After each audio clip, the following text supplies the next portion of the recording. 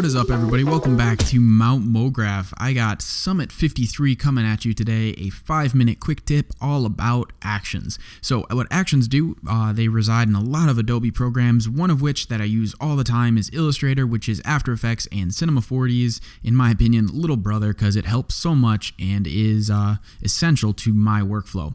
So what actions do is automate tasks that I find myself doing every day, and they just make it so you can have a shortcut for those tasks. So I just did one, and this is something I do all the time. I have cut out an object and duplicated it so I can do this nice little kind of shadow effect for all kinds of different designs, typically like character designs or shadows or something.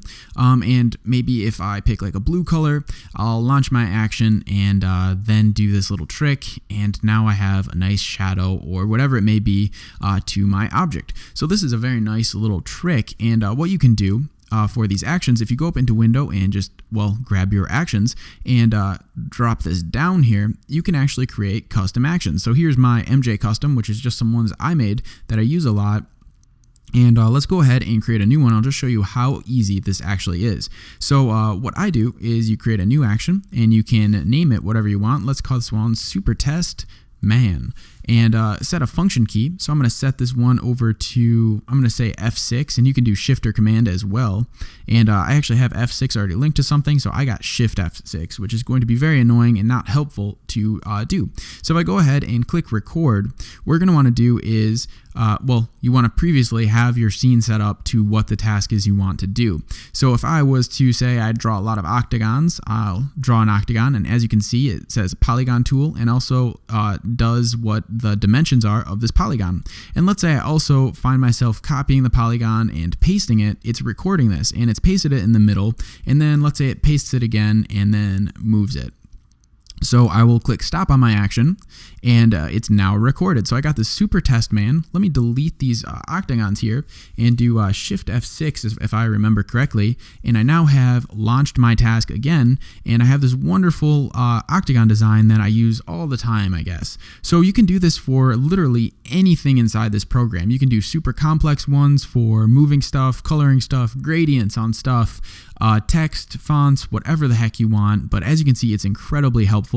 One of the ones that I definitely enjoy using, if for characters especially, if I was to just draw a quick leg or something that looks like a not normal shape, what I do often is find myself not making octagons, but flipping the object horizontally. And as you can see, this is flip horizontal. It's just reflecting it, which is right click, transform, reflect, and then you pick your dimension. So that's something that I found myself doing all the time, and I got so sick of crawling through the menu to do that.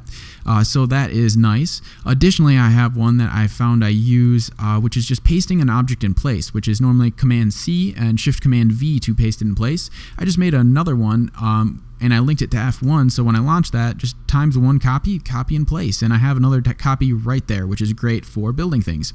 Another one I use quite often is pasting 2 copies in place, and this is when I use the Pathfinder to cut stuff out into the shadow like I just talked about.